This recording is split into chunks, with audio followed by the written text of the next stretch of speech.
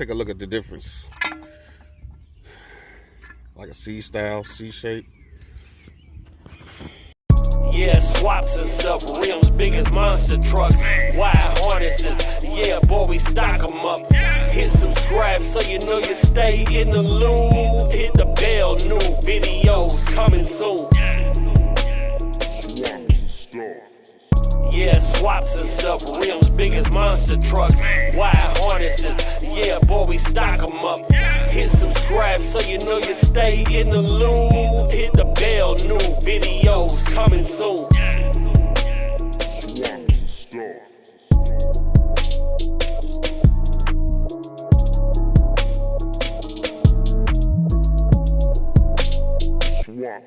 What's happening? What up, good people? We got, of course, you know what it is, birthday brown. Got a couple days where I can play catch up here. Like I said, I'm waiting on the converter for Blanco. She's running and moving, so I don't want to pull it apart at the moment. But once the converter gets here, snatch it out, change it up, we in there. What we're gonna do is mount the ECM, hide the wires, change the plugs. These plugs are shot, man. Put the 5-pin mass airflow sensor in. Springs, trailing arms, transmission cooler, and like I said, get rid of some wires. We got some wires that need to be moved around. That's today. We'll come back periodically at what I'm doing. I got the ramps here. I don't think that I'm gonna use them though. I just got them here. I'm gonna jack it up, start with the rear, get the trailing arms on, wiring a relay for the fan. I'm gonna start with the rear, get the trailing arms on. Get the rear end on, put the trailing arms on, put the springs on. That's a must, because it's sagging real bad. Suspension is shot. Pull these springs out. Somebody want a set of springs that are already wore for the rear end to squat. These will be the ones. All right, let's take a look at the difference. Factory, a little flimsy. You can tell they're flimsy, but they work. You know what I mean? They work for years. Then we got the tubular, which is a lot beefier. Of course, like I said, they do screw out on one end. Man, I think it wouldn't hurt to put some anti-seize on these dudes. You know what I mean? Just in case, you know, later on you might want to adjust it in or out. I'm gonna go ahead and adjust it out maybe 1 inch. Yeah, maybe 1 inch. Maybe 1 inch or ½ inch out from the stock and slide it in. That's the only thing I don't like about it not being a Heim, because then you just grab it here and twist it and adjust it. You know, this here we have to pull it out of one side or the other. But you know, to get it in the stock position where it was to where I'm going to be is well, it's already overstocked as is. Let's see, I'm gonna screw it back in. Yeah, it's already overstocked, ½ inch overstocked. So I'm gonna go ahead and go another half, and then put it in there. They Brown getting the suspension makeover. Got some new springs. Once this spring probably gonna jack the thing up. Ain't no telling how high. Look like they are. We're gonna compare them. Compare the springs when I get the old one off. And there's your trailing arm, rear, lower. I'm gonna get the upper off. Big difference, big size difference here. I mean, big size difference. Ain't much difference in height. There is a little, but I can tell you now that these are beefier, which is not gonna allow the car to squat as hard. So stiffer, a lot beefier. I don't know how a way to compare it, see if you can see the difference or not. But these are a lot beefier. Universal car lifts, of course. Universal car lifts. So we're gonna give it a try, see what it do, man. All right, upper, flimsy, very flimsy. Lower, you know, a little beefier. Like I said, I'd like to see this as a Heim joint, man. Really would.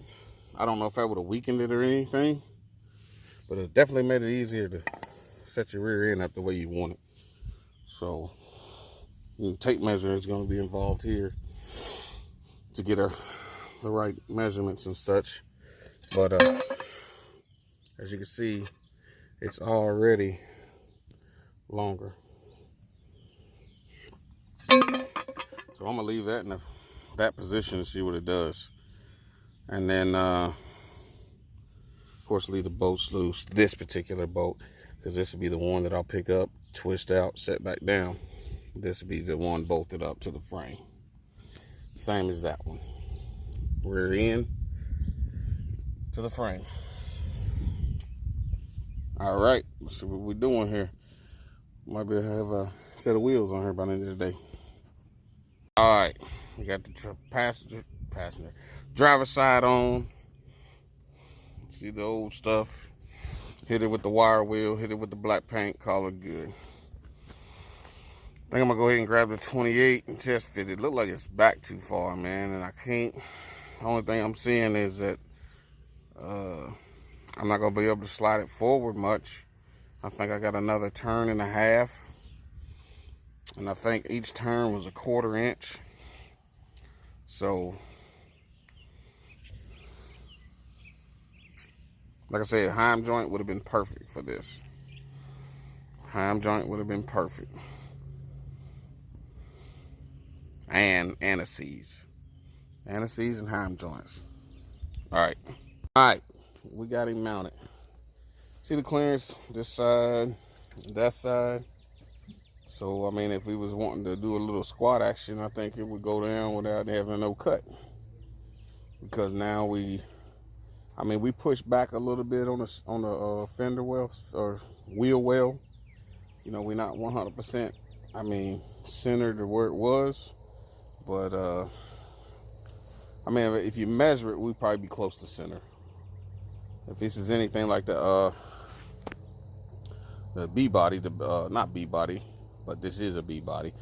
The bubbles, the axle actually is forward, and the Caprices and the Impalas. So, like I said, we're trying to do this with the least amount of cut as possible. So I don't have the other side on, but I have this side on just to give you a reference of how much clearance we have on the wheel. Clear. I didn't have to cut. Clear. Didn't have to cut. So that's what I'm trying to accomplish here without having to cut anything. Now, pull them off. Put the factories back on. Call it a day on this project.